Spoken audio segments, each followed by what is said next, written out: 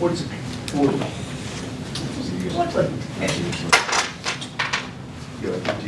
Okay, so today we begin this last part of the course, which is to do with the cosmology. Well, as luck would have it, we only have 6 lectures left, so we cannot do as much in detail as I had originally hoped. So my goal here is to really give you a kind of a broad overview with sufficient details and references where you can find this material. Unfortunately, this material is all over the place these days, and therefore there will be a lot of references, and you can look up the details.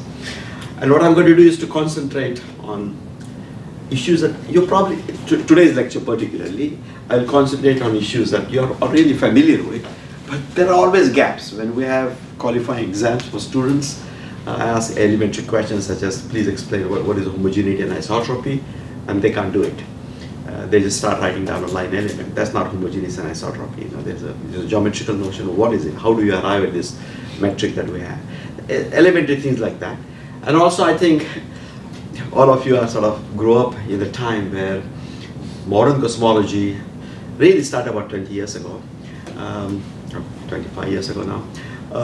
And that was already kind of, you grew up with this modern cosmology, and you don't have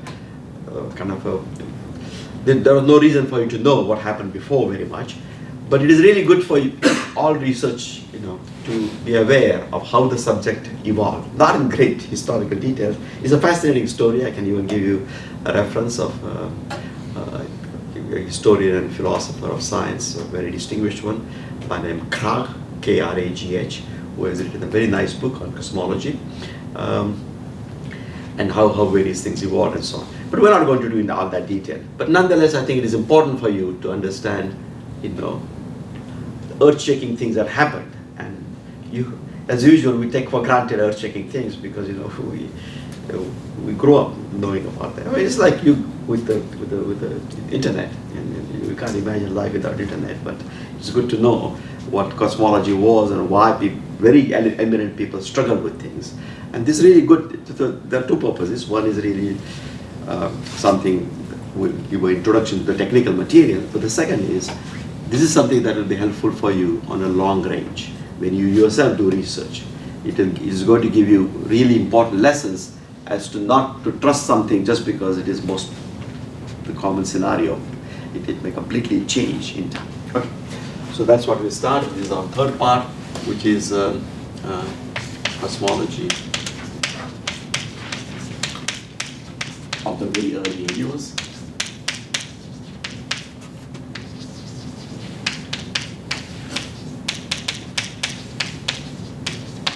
And today, we're just going to do introduction.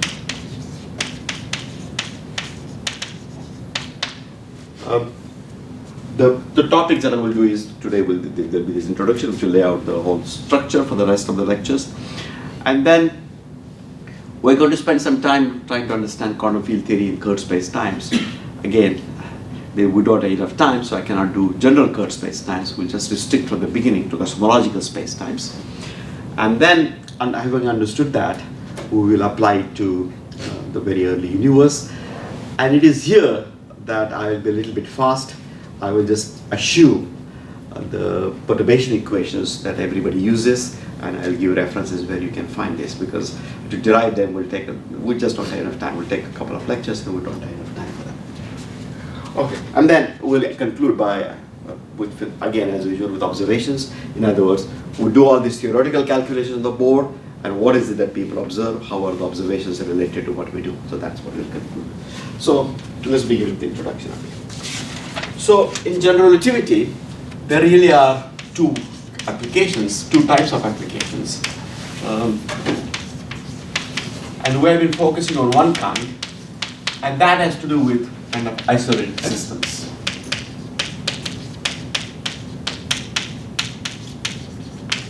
So these systems are, for example, Earth, and then we can work out what the time delays are, and the redshift is, and this is how, for example, the GPS system works up here, or we can work out the solar system. We can look at the test of general relativity within the solar system, the perihelion of Mercury, etc. Or we can look at black holes and neutron stars and their dynamics, what happens, gravitational waves. So it's all under isolated systems, and that is what we have been doing.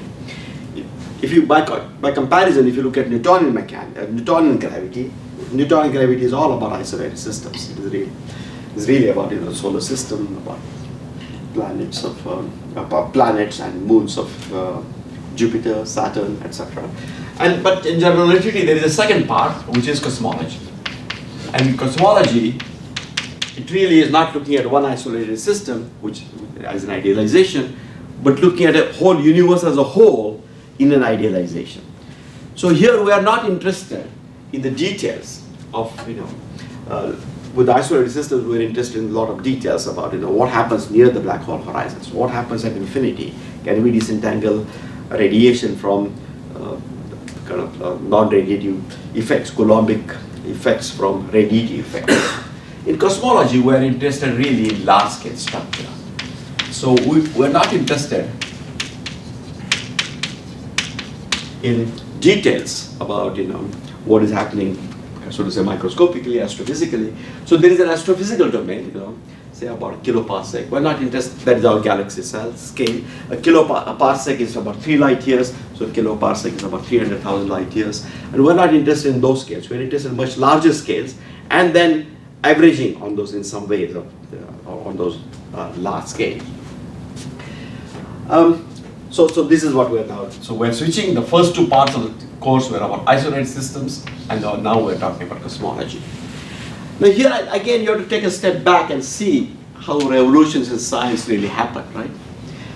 I mean, Newton started out with his law of gravity and laws of motion, and here he is saying, if I throw this chalk, what is the trajectory following under the Earth's gravitational field? But for that, you have to know what the Earth's what are the force of the Earth's gravitational field. So you have to combine the two things. And the breathtaking leap is really to say that the moon is behaving exactly the same as a chalk. The same laws apply to the moon. The moon is really always continuously falling towards Earth, right? Because that is attraction, and so it's really so to say continuously falling towards Earth. But it has initial speed, initial velocity, and that is why it goes around. If I threw this chalk with a velocity bigger than the escape velocity, it would do the same thing.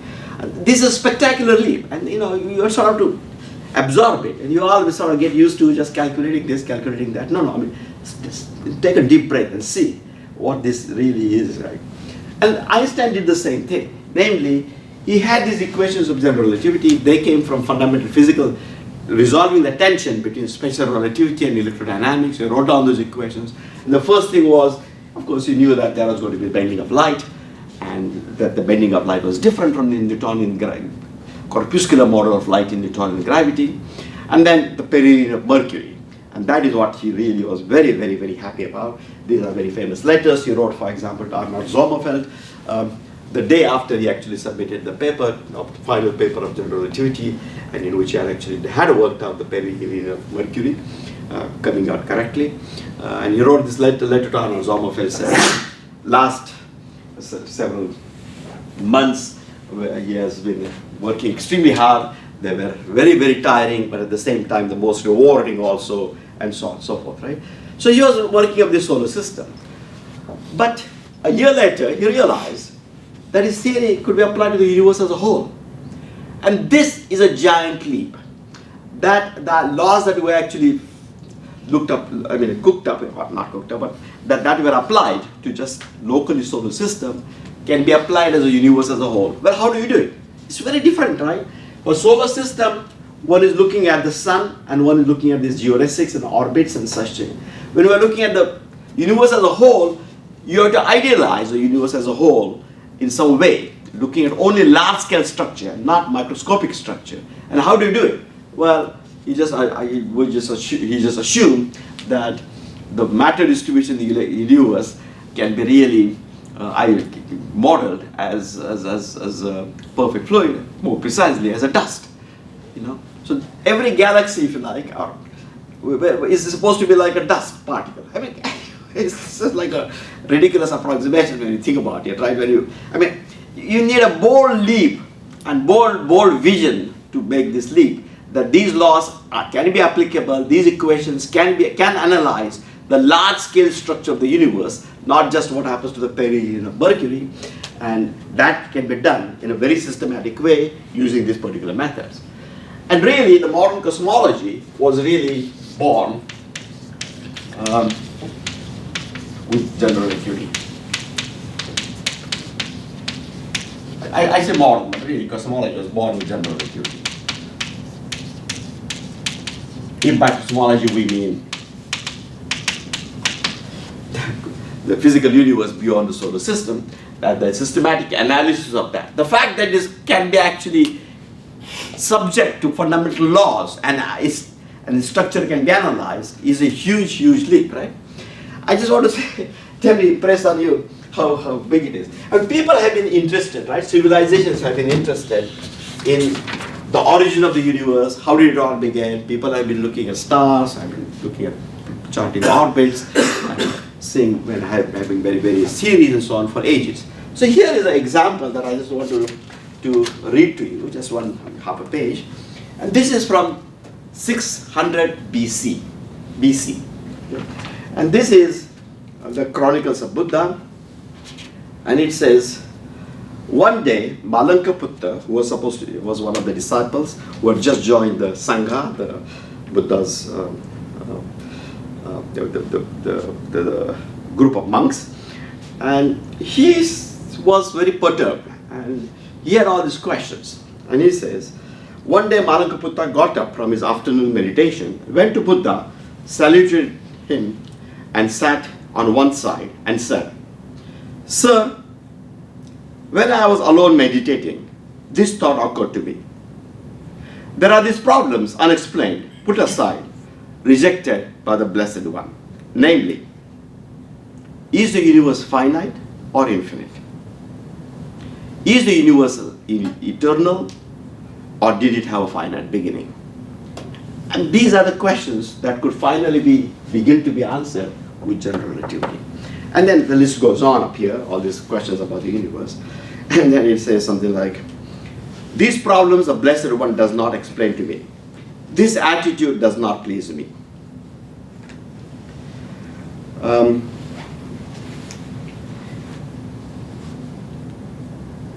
I do not appreciate it. Therefore, I decided that I will go to the Blessed One and ask him about this matter. If the Blessed One explains them to me, then I will continue to follow the order. If not, I will leave it and go away. If the Blessed One knows whether the universe is eternal, let him explain it to me. If the Blessed One does not know if the universe is not eternal, or does know that the universe is not eternal, let him say so. If the Blessed One does not know whether the universe is eternal or not eternal, then for a person who does not know, it is straightforward to say, I do not know, I do not see. It's a very beautiful thing, it goes on, and how exactly what then happened, what Buddha said, etc., but that is not physics. So what I want to impress on you is really that these questions have been with us for thousands of years. And these questions were answered by general relativity. Of course, these answers are not perfect answers.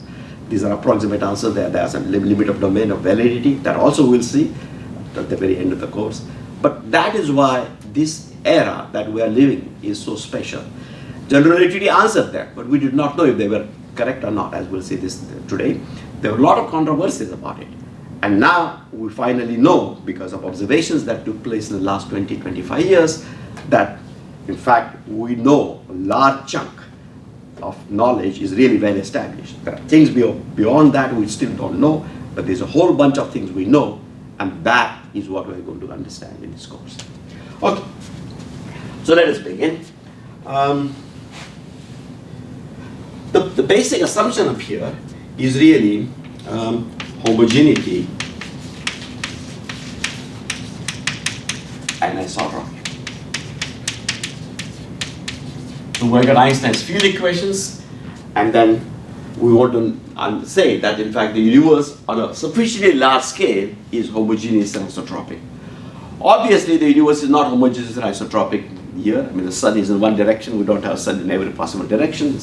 So you have to average out on this megaparsec scale, which is millions of light year scale, as opposed to just a few light years or even 1,000 light year scale. Then the idea is that the universe is really, this is an assumption that on sufficiently large scale, the universe is homogeneous. It means that there is no spatial place in the universe, it's homogeneous, and it's isotropic, which means that there is no spatial direction in the universe. If you like, this is the grandest version of the Copernican principle, right? With Copernican principle, we sort of removed ourselves from being the center of the universe, Earth being the center of the universe. And now one is saying, no, I mean, there is no preferred place in the universe, and there is no preferred direction in the universe. That is what one is saying. But how do you translate it into mathematics? And that is not entirely trivial in general relativity, right? How do we, what do you mean by homogeneity and isotropy? Because what do you mean by space, right? This is supposed to be spatial homogeneity and isotropy, not in time. So what do you mean by space? And there's no natural notion of space in general relativity. Therefore, because space-time is a continuum and we don't have natural slicing, so therefore this actually requires, what does homogeneity and isotropy means? That is to say, our space-time, the physical space-time, now again change the notation, and I just don't put any hats. The physical space-time is just MGAB up here because we're not going to do any confounding completions. So physical space-time is said to be isotropic and homogeneous if this admits a foliation by space-like surfaces. So this is an assumption. It admits a preferred foliation by space-like surfaces.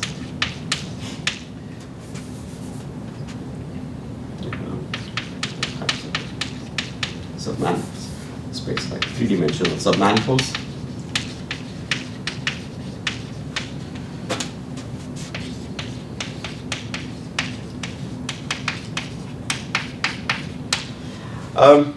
Such that. So first of all, you want to say, yeah. I just have a quick question. I'm going to kind of jump ahead here.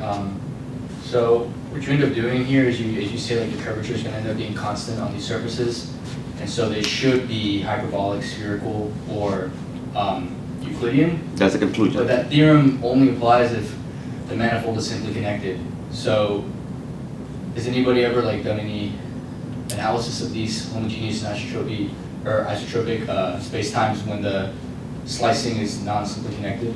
Yeah, so people, I mean, there is work about what is a topology of space. It's not very huge amount of work, but there is work on topology of space, particularly by a French group that people look at topology. Yeah. Okay. So, but we'll come back. So, there's a space-like submanifold such that. So what we want to now say is that, well, on each space-like surface, we got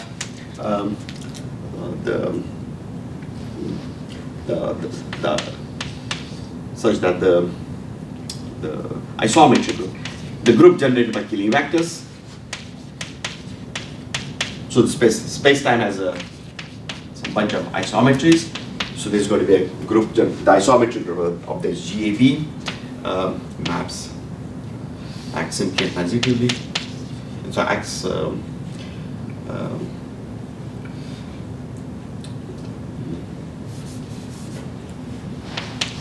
gives a foliation the isometry group. Sorry, I should have written this down before.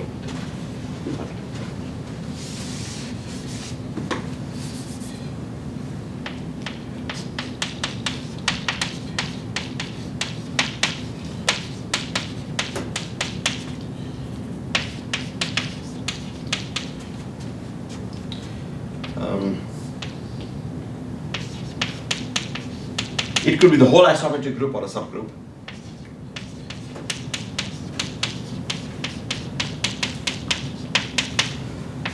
That leaves a foliation invariant.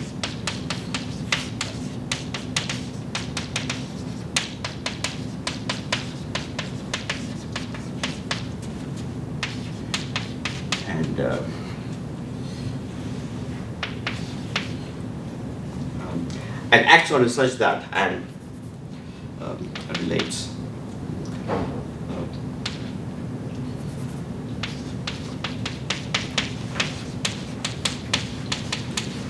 I'm just trying to avoid the standard notions of transitivity because otherwise I don't explain them also. So sends any one point on the hypersurface to any other point.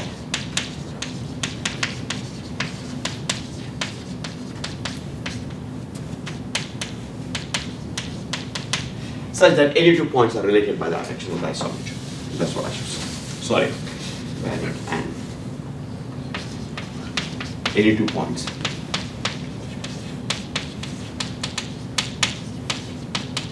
are related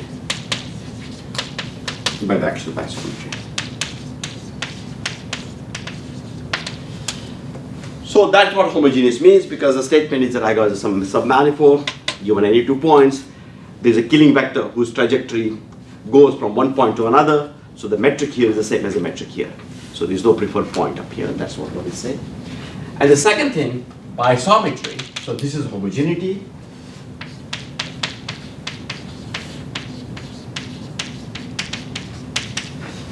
So this in particular implies that the isometry group is at least 3-dimensional.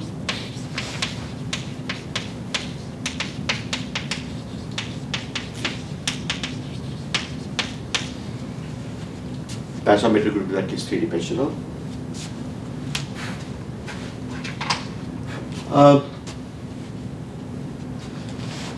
And then isotropy means that no vector in the tangent space is left invariant under this. In other words, if you give me a point, then there's an isometry which leaves a point invariant and maps any one tangent vector to any other tangent vector. So let me give you the examples, these simple examples. If I just take this 2 plane, then I can just have isometry, which is x directional translations and y directional translations. Then given any point, it's related by group of isometries, because if you give me this point and this point, I can move in the y direction, and then I can move in the x direction and join them. Okay. But on the other hand, in this case, there is no point which is left invariant, because I'm just going all given any point, it goes to some other point. But if this plane is flat, then I have 2 things. I not only have this translational killing vector, but I also have rotational killing vector. Now rotations will leave each point invariant, a rotation around this point, and therefore I'm going to get a killing vector field. And that killing vector field which leaves this point invariant then acts on the tangent space at this point, because normally if this point is mapped to this point, then the tangent space at this point is mapped to the tangent space of this point. But if the point is left invariant, then the tangent space is mapped to itself. And then with rotation, we know that given any 2 vectors, there's a rotation which will map onto the other. So the second thing is that, so isotropy, no preferred direction. That means that given any point,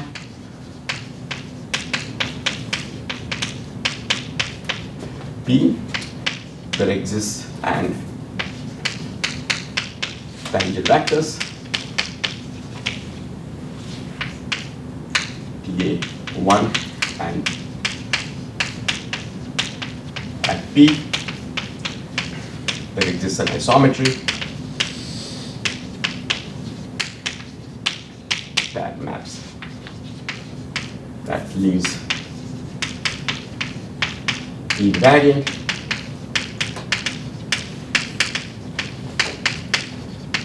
and maps P1A.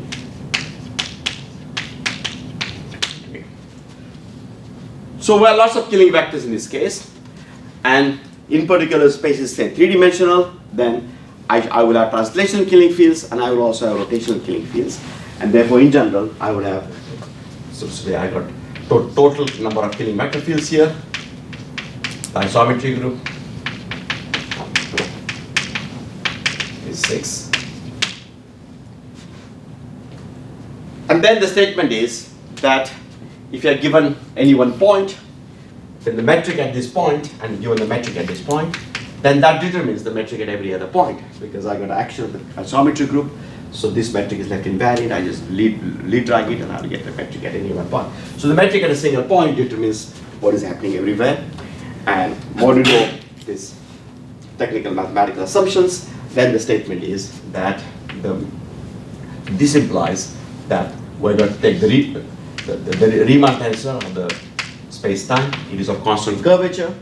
So this is all of constant curvature. So this is equal to some constant. I forget now then what the constant is, but scale Riemann tensor of the three-dimensional space is constant curvature, and therefore it is of the type some r, the scalar curvature, times the metric QAC QBD.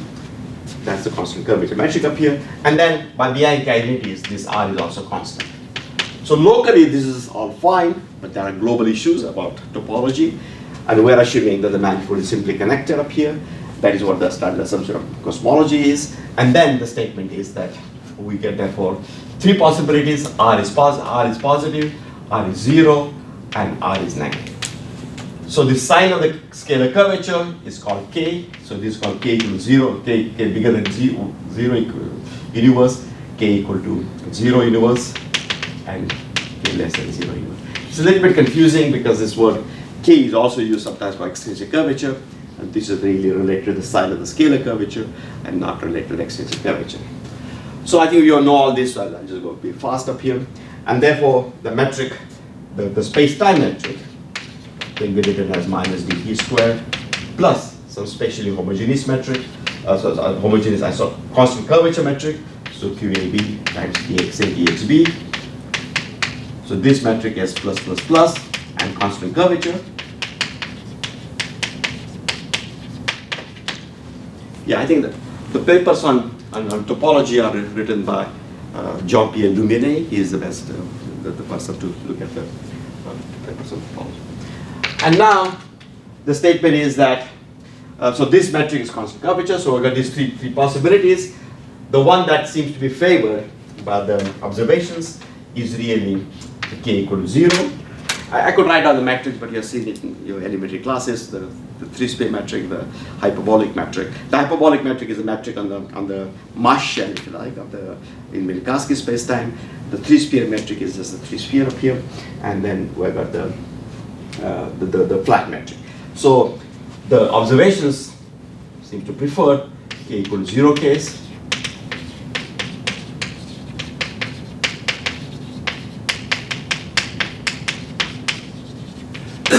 So therefore this is equal to minus dt squared plus, you just get here some scale factor which depends only on time because of homogeneity, spatial homogeneity, cannot depend on place and space, times just dx squared plus dy squared plus dz squared, or whatever coordinate system you want to use, dr squared plus r squared d theta squared. This is the flat metric up here. So this is just flat, spatially flat. So this r up here is just 0. Now, even in the case of spatially flat metric, the topology is not obvious, right? Because it could be that in the case of the spatially flat metric, you could have just R3 topology, or I could identify, because I could just take a cube.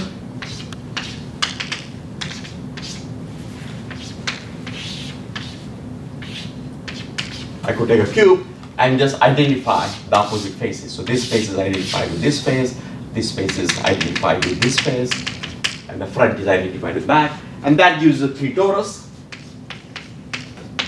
And so 3 torus topology is actually is possible in this case. Locally the metric is exactly this.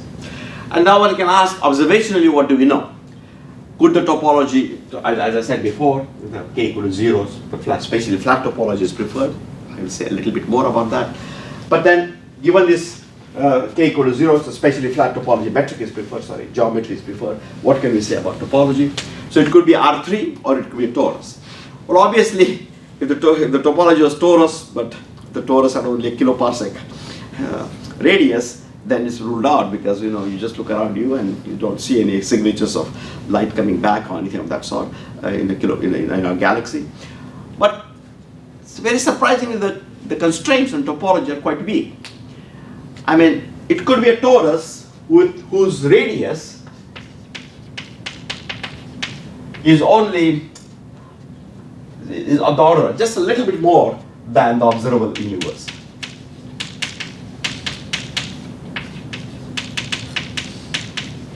The radius of the observable universe. I could give you the numbers, but I think it's not. I have to specify much more detail as to what these numbers mean. So we don't know that the topology is not T3. Okay, so that's the. But I think we just like so most of the time we just assume it's R3, and in many times when we are doing particularly quantum theory, when we have to worry about Hilbert spaces and so on, one often just uses periodic boundary conditions so that the continuous Fourier transform is made into a Fourier series rather than a Fourier transform. So for that, one implicitly assumes a toroidal topology. You do that in class all the time in quantum field theory courses. You just put an infrared cutoff because of a reason and put in a box and then identify the opposite ends, periodic boundary conditions. And the general idea is that if the radiation is sufficiently large, then the boundary effects will go away. They will not be there, and your conclusions will be all perfectly fine. And that is really what is often done. But in practice in physics, one is implicitly assuming that the topologies are free. So the universe is actually infinite, not of finite radius, but infinite, and that the metric is just given by this metric. Now, of course, observations can never pinpoint and say that this universe is flat. Right? There's always going to be error bars. So the question is, what are the error bars around flatness? Are they more the window? Does it allow? There's a more chance of having it being this is spatially closed. The three-sphere topology is spatially closed. In other words, the space here is three-sphere, and this topology is open, R3.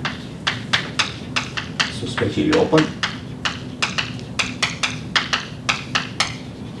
Again, one could do this identification with some discrete subgroup and get non-dual topologies, and that's also something that the French group has looked at in some detail about what constraints do we have. The constraints are very weak and they're not very strong, even for the T3 top. I don't mean they're weak in the sense that you can do anything. No, but a lot of things are allowed. I mean, you have to make the torus sufficiently large.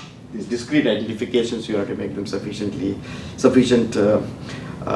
Choose the discrete subgroup cleverly, but they are not ruled out by observations. Okay, so that's good. So this is the form, the metric. This is the form, the geometry up here. And now there's just one more thing about this metric, that this T here is called the proper time because so the idea up here is that you've got a R4 topology for the whole space-time, and you've got this preferred slicing up here, and perpendicular to the slicing is a flow, right? The normal flow up here, unit vectors which are all perpendicular to the slicing, and the statement. So this is the vector.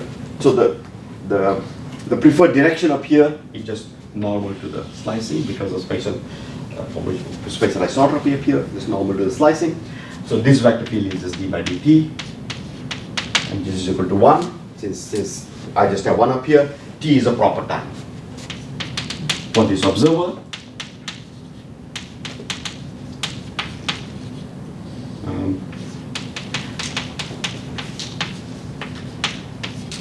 Whose world lines are orthogonal to the homogeneous isotropic slicing up here. But then very often in cosmology, particularly when people study perturbations, one just notices that all these models, in respect to the topology, they are all conformally flat. In this case, you can see explicitly that it's conformally flat. So let me put here a bar. No, it doesn't matter. So this is conformally flat here, a squared of t times that. And therefore, what I can do is to put d s squared to be equal to, I can take s squared of t outside and put minus dt squared upon a squared of t. The flat metric up here, and just define d eta to be dt.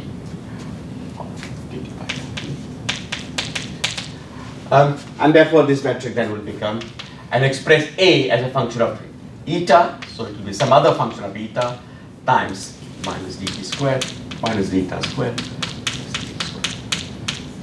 This makes a metric manifestly conformally flat. The metric is conformally flat, it's while tensor is 0, but makes it manifestly conformally flat. So this is a flat metric.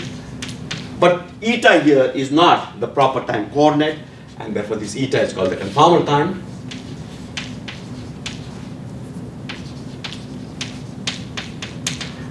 And the literature, dot stands for d by dt, and prime stands for d by eta. That seems to be pretty universal convention. Sometimes the proper time is called tau. Sometimes the conformal time is called tau. So there's a, but you just have to make sure which time you're talking about. Are you talking about proper time, or are you talking about conformal time? Okay. So this is the form of the metric in general. I just write this down because we're going to use both forms of the metric. Especially in perturbation theory, we will use a conformally flat form of the metric. So this is geometry. So the idea is that we assume spatial homogeneity and isotropy and global topological assumptions. Then the statement is that this is what we have. And as I was saying before, of course, k equal to 0 means observationally this is preferred, but there is error bar, and we can ask which way is it bigger. And the thing is that it's more likely that the universe is actually, and if it is not exactly, k is not exactly 0, the error bars are such that it's more likely that it's has a positive k rather than negative k, positive scalar curvature rather than negative scalar curvature. But ironically, in the literature, you will find this case being studied much more because somehow it fits in better with string theory. Whereas this is what, if at all its k is not equal to 0, we should be really looking at this and understanding the perturbations of this. And it's very surprising because of detailed perturbation theory and observations and what the effects of finiteness of the universe and such thing, they were not actually worked out. They were worked out here 2 years ago by a student and a postdoc, Rajesh Gupta and Beatrice Bonga. It's very surprising that such basic things were not worked out. All the work has been really focused here, and some on this because it was inspired by string theory. So this has been, I don't mean there was no work here, but even the basic things like working out the effect of the finiteness on the observed spectrum were not worked out. All right. So now we want to say, so this is geometry, and now we would like to say, what about matter? In Einstein's theory, we want to look at matter, and the matter is taken to be perfect fluid. And I want to say, so that is to say, it has a form PAB is equal to rho UAUB. This is the observer photo velocity vector field. This is U dot U is equal to -1. And then plus pressure times UAUB plus GAB. And you can see that this object is exactly what we call the spatial metric QAB.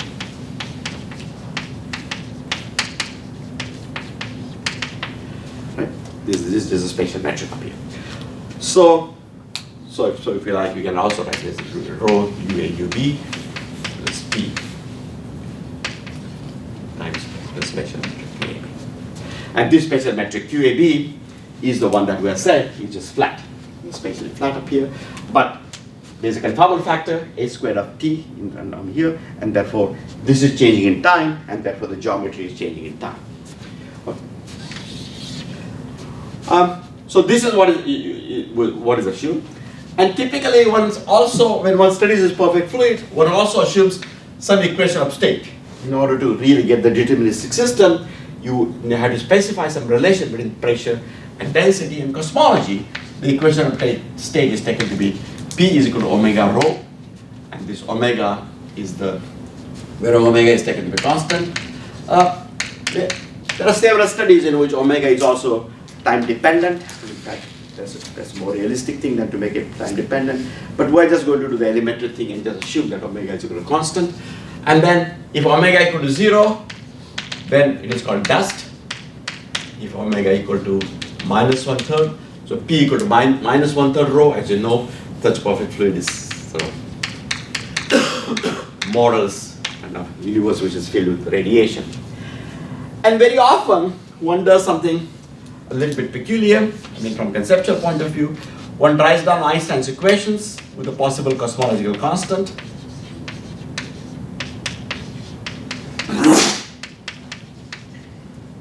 8 pi g times TAB.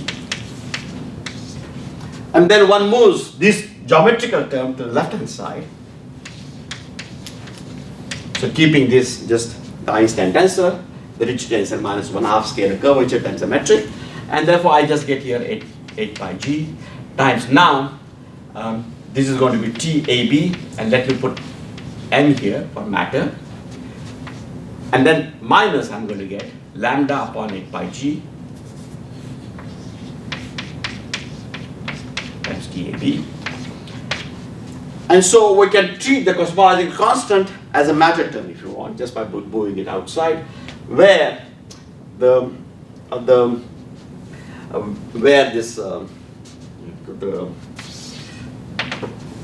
effective, the cosmological constant stationary tensor, if you like. You can think of this as cosmological constant stationary tensor, and that is just given by lambda upon it. Sorry, I just moved this out on this side, so it's lambda upon 8 pi g times TAB, and this term can be taken to be the cosmological constant minus lambda upon 8 pi g times GB. You can think of this being the contribution of the stationary tensor due to cosmological constant.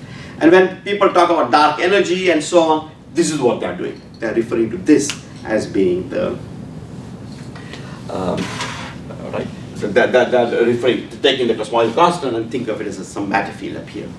And the idea is also, it's motivated because one just says that, well, it could be there's not really a constant. It could be some field which is approximately constant, and that is why it is, one wants to put it up here. That's what people do up here. So this lambda, as you can just see up here, if lambda is equal to this, then I can write down this lambda to we have lambda AB as equal to minus 1 upon 8 pi g times, I'll write GAB, I expand out GAB, and GAB is equal to minus UAUB plus QAB. So I just put lambda inside and expand out GAB as UAUB plus QAB. And therefore, from comparing here, you see here that lambda coming from the cosmological constant, the energy density coming from the cosmological constant up here is just given by, is just given by lambda minus lambda upon 8 pi g.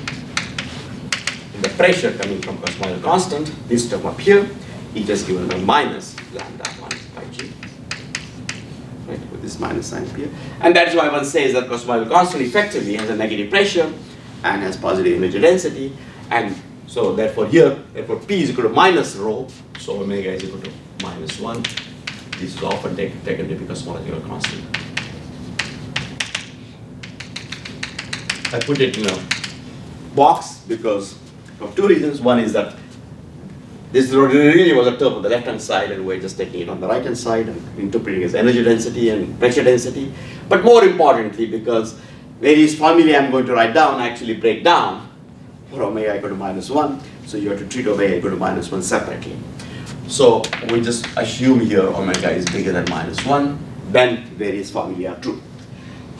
So assume that this is true, and then plug in Einstein's equations. GAB plus lambda, GAB is equal to 8 pi g times TAB. TAB, these components up here. So if you like, at the moment, we just ignore lambda term up here, and we just look at the ordinary matter, look at dust and radiation case up here. And in general, the statement is that if this is the case, then Einstein's equations tell us how what the evolution is. They determine the whole system up here, and that tell us that in fact the scale factor A that we're talking about behaves in some way, and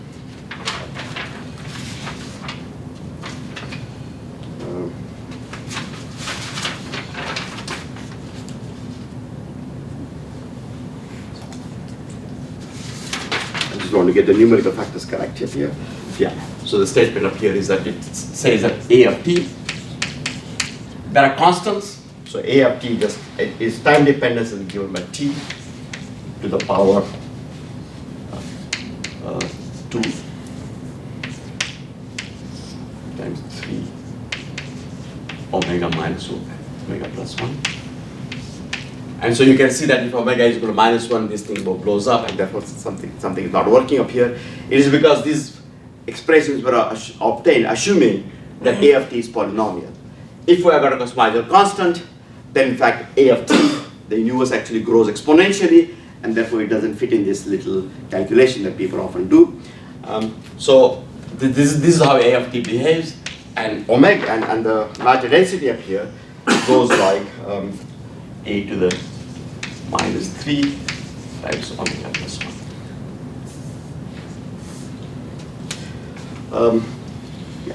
This actually is correct, because if omega is equal to minus 1, then energy density remains constant, and indeed energy density is a constant up here. So this is correct, but this is not correct. And if you, so this, if omega is equal to minus 1, even though this was obtained under assumption omega is always bigger than minus 1, the final result is correct. Here, whereas here the final result would not apply if omega is equal to minus 1. So therefore, if it is dust, then you see that A of t behaves like t to the, so for dust omega is equal to 0, so it is t to the 2/3. And then rho behaves like rho times a cube is constant, so it is omega minus 3. And here the universe expands as this is 3, not 5. This behaves like t to the 1/2, and rho behaves like a to the minus 4. So, so at first it looks sort of strange because it looks, yeah. It should be a 1/3, not a negative 1/3 for radiation, I think, to make it work. Radiation is, let's say so.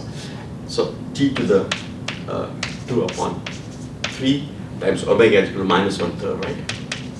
Sorry, omega is equal to 1/3, whatever. Omega is equal to 1/3, not minus 1/3. That is what.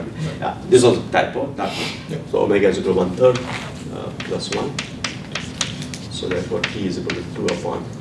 So you'll get here t plus 1, that is 2/3, and therefore it is t to the 1/2. Yeah, sorry, this was this.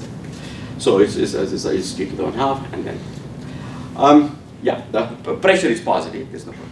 So at first it might look a little bit counterintuitive, because it looks like the universe is expanding faster with dust than it is expanding with the radiation. But radiation has pressure, so you would say, wait a minute, I mean, what is happening here? Shouldn't it be that if there is a pressure, right, I mean, it's actually forcing the matter out, and why is it that this universe is expanding a little bit less? And that is because of Einstein's equations, which are, it's not a very profound point, but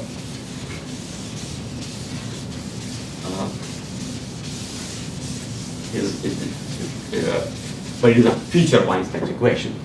And this is kind of a non-trivial feature of Einstein's equation. And the feature is the following. So you look at Einstein's equation, so GAB is equal to 8 pi g times GAB. And at the moment, let me just ignore the cosmological constant just for definiteness. So then the so this TAB is a matter TAB up here. And then the statement is, what is it that, what will Einstein's equation give? So I can take here the time components, TB component, I can take the space-time component, and I can take the space component. I can do these various projections. The time component is called the Friedmann equation. And this just tells us that A dot or A, and dot always means derivatives with the proper time, as I said before, squared. And this quantity, as you probably know, is called the Hubble parameter squared. So, of course, sometimes it's called Hubble constant, but it's not a constant, by definition it's time dependent. So when say people say Hubble constant, they mean Hubble, the value of h now. It's not a constant. So this is just equal to 8 pi g. Rho. So that is the famous Friedmann equation that you get. And what it's saying is something very interesting. It is saying that A dot over A is equal to 8 pi g over 3. Therefore, if you had matter which satisfies standard energy condition, so that the energy density is positive, right, the TAB times you plug in two time-like vectors, you get something which is negative, that is the energy density is positive. Sorry, you get something that is plug two time-like vectors, so you get something that is positive. UA, UB, I plug into it, I'll get something, just a rho which is positive. So if energy density is positive, that means A dot or A could never vanish, right? So therefore this would imply immediately that A dot or A never vanishes. If there is always, however small the energy density is going to be decreasing, like a to the minus 3 here, so it's going to fall off quite rapidly, but it's never going to be 0. And so it never vanishes if rho is bigger than 0. And that means that the universe is either expanding, that means A dot is either positive or negative, it can never change sign, either expanding or contracting.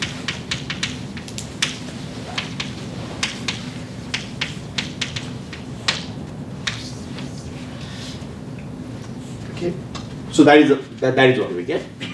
This mixed equation up here, that is trivial. The reason why it is trivial is because of isotropy, homogeneity and isotropy. Because I got here TAB, QA, BC.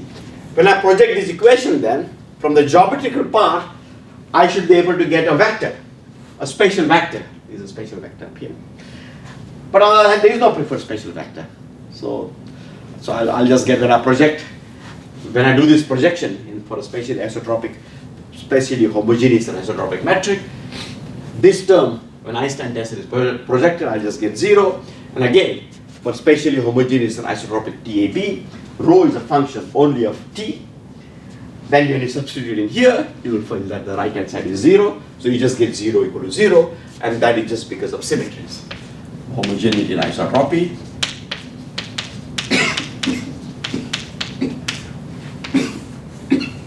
So this is what happens up here with homogeneous and isotropy. And what about this last equation? Well, when I project the left-hand side into the T surface, I get a second-rank symmetric tensor, right? Because this is a second-rank symmetric tensor. I project it down, I get a second-rank symmetric spatial tensor. But in a spatially homogeneous isotropic model, under those symmetries, the only second-rank symmetric tensor that we can have is the metric tensor. Therefore, this object, GAB times QAC, QBD, is always proportional just to the metric QCD.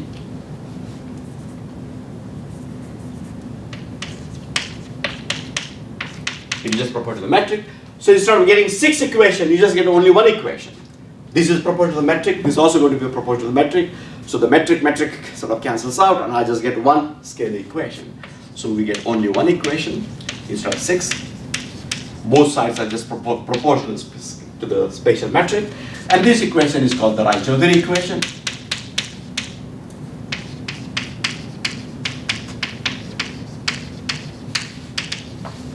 And the Raychaudhuri equation says that A double dot, now acceleration comes divided by A. Those of you who know the initial value formulation of general relativity, the space-space component always tell you how the extrinsic curvature is evolving in time, K dot. K, this extrinsic curvature is the first derivative of the metric, and therefore K dot is the second derivative of the metric. But the metric is all contained in A, and therefore I get here second derivative up here. A double dot over A is equal to minus 4 pi G over 3 times rho plus 3p. And this is what we obtained, which is somewhat unexpected. Because you would think that only the energy density would gravitate. What this says is the pressure also gravitates.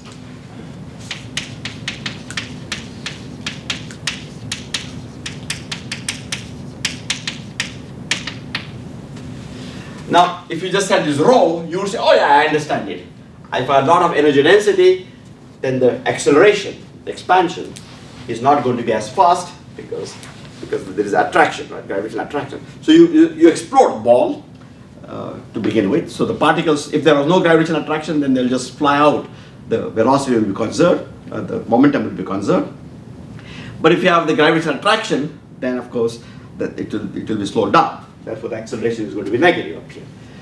And now what this says is that even if there is pressure, so long as the pressure is positive, in fact, pressure acts the same way as density.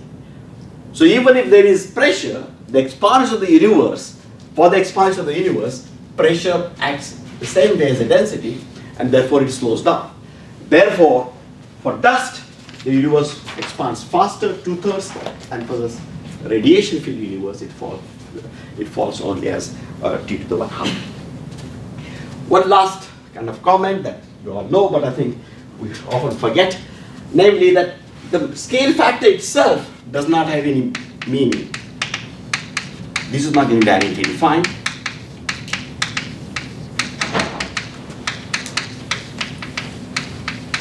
Because the metric, remember, is equal to minus dt squared plus a squared of t times dx squared plus dy squared plus dz squared, t vector squared. If I just multiply the scale factor by alpha squared, then I can just divide the coordinates by alpha, same quantity up here, and then the metric has not changed at all. In other words, the scale factor is a metric coefficient in some coordinate system, and there is no God-given coordinate system that I can put, right? And therefore, the statement is that because I have this rescaling freedom in the coordinates up here, and therefore the scale factor itself does not have any physical significance. However, if I take the scale factor at 2 different times, this is invariantly defined.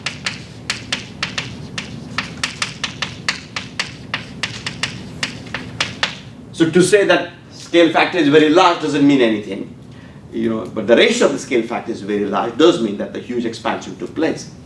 And in the cosmology literature, it's a convention, but people put a equal to 1 today, just by fiat. If you like, that is like fixing its coordinates here. If a is equal to 1 today, then the ratio are all fixed, because a of t1 is today, is equal to 1, and then therefore when in cosmology literature, therefore sometimes when you find the scale factor, it does have well-defined meaning, because it's assumed that that is the value of the scale factor at time t if the scale factor were equal to 1 today. So this is an implicit assumption that is often made, so I just wanted to point that out. Okay, so these are the very, very basics, and now we go on and and see what happened up here. So now I would like to tell you about a brief history of cosmology. So we're just collected facts together, and then what happens about what happened in history. And this is something that you should keep in mind.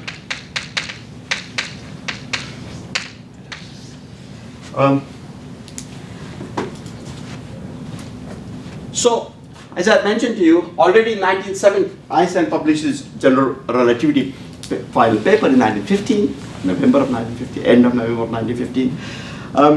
But by 1917, he had already worked out this cosmological model. So in 1917, Einstein applied to cosmology.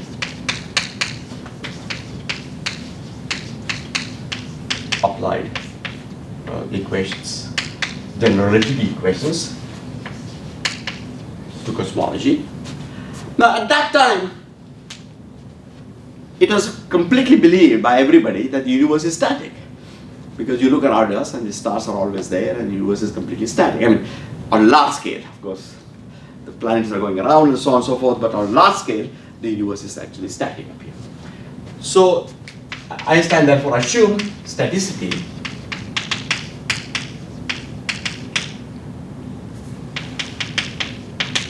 and then he found, however, that he could not find solutions to Einstein's equations under these conditions with this staticity, because we just see here that, for example, a dot by a is equal to this, so therefore a dot is never going to be constant, right? It's always going to be. However, as we saw before, that we can put in the cosmological constant.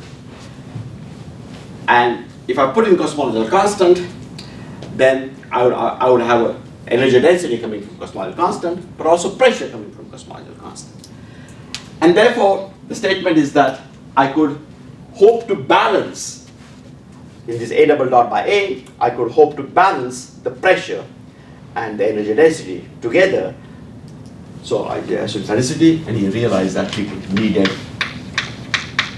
a positive cosmological constant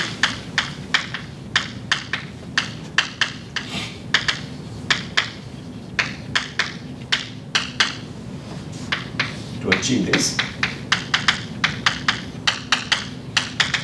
So in the Raychaudhuri equation, if you have positive cosmological constant, then you get an extra term up here, and you can actually balance the two things together. I was going to do it in a little bit more detail. It was much slower than I thought. So and I think you have seen this before. So you wanted to add, so you needed to add a cosmological constant.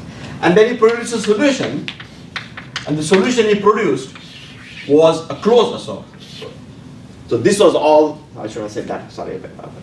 So this is, I've written down up here the Friedmann equations.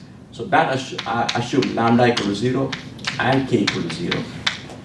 So Einstein assumed staticity, and he also assumed a three-sphere topology, closed universe, not open universe, not flat universe, but he assumed three-sphere topology. With the three-sphere topology, there's an extra term up here which comes with a negative sign, and then with the cosmological constant, then there's a positive sign from the cosmological constant, negative sign from the curvature term, from k, curvature term up here. And here, you're again also going to get corrections to these equations. But it is such that you can find a solution which is static. So topology is H3 cross R. So this is called the Einstein cylinder.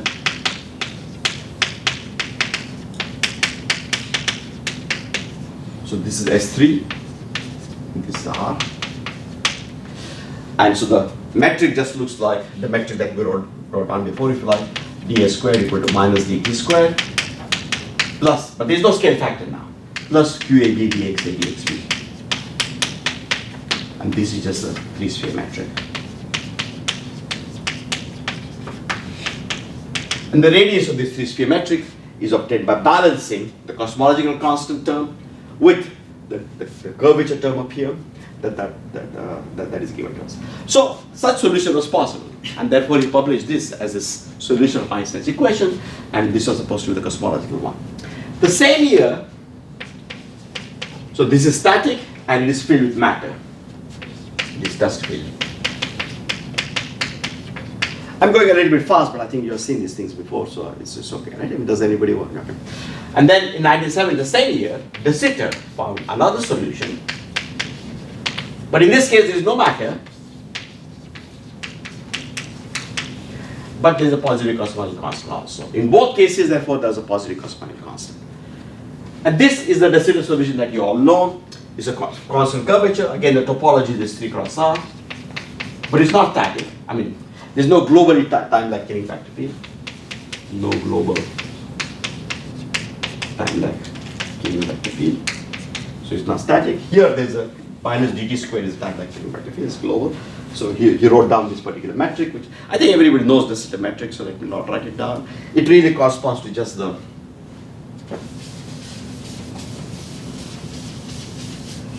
you all know that if I take Minkowski space in any dimension, and if I look at unit space like vectors,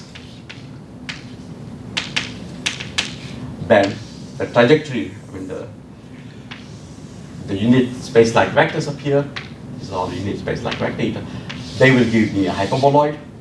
This hyperboloid by inspection is time-like. And since the normally space-like, it has signature minus plus plus plus. If in fact I started with a 5-dimensional Minkowski space.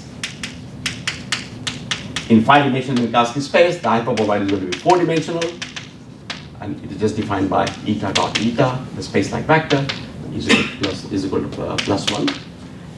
And so this is the De Sitter metric that we got up here, and the universe is sort of, if you like, coming in, it's contracting, and then going out again, it is expanding again. Now these two were the models of the universe, and it is very surprising for people to realize that, so this was obtained in 1917. 1924, Alexander Friedmann in Leningrad found the solutions that we all talk about, the Friedmann universe, the solutions that I talk. He solved those equations for dust, for perfect fluid, etc. And in 1926, completely independently, Lemaitre found also the solution of Einstein's equations. So these solutions were there published. When Einstein did see Friedman's paper, he did not see Lemaitre paper, he did see Friedman paper, but he just believed that, in fact, that Friedman had made a mistake, that he didn't think that he somehow, it was unnatural for Einstein to believe that there could exist solutions with a dynamical solution to his equations. He wanted a static solution because he thought the universe is static and that is what had to be explained. And so he thought that there was a mistake in Friedman's paper, and he said that.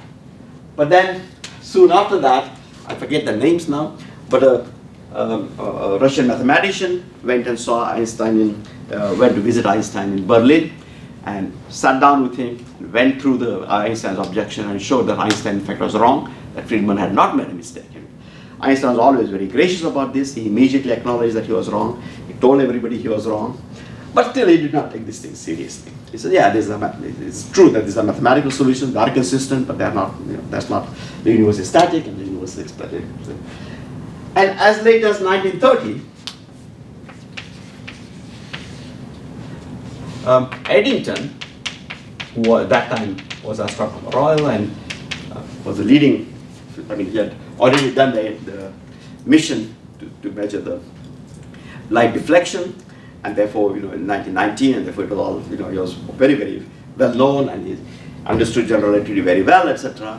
And he was the president of the Royal Astronomical Society, and there's a very famous session in which he said, well, we have this problem, or the description of the universe. We have these two models. Einstein model has matter, which is nice, but it's static. And it's inert, nothing happens there. And De Sitter, on the other hand, he said, there's a perpetual mobile, because there's no matter in it, but the universe, so to say, starts off large, contracts, and again becomes large. So he calls it as a perpetual mobile machine that is up there. And which one should we take seriously? Should we take this seriously or this?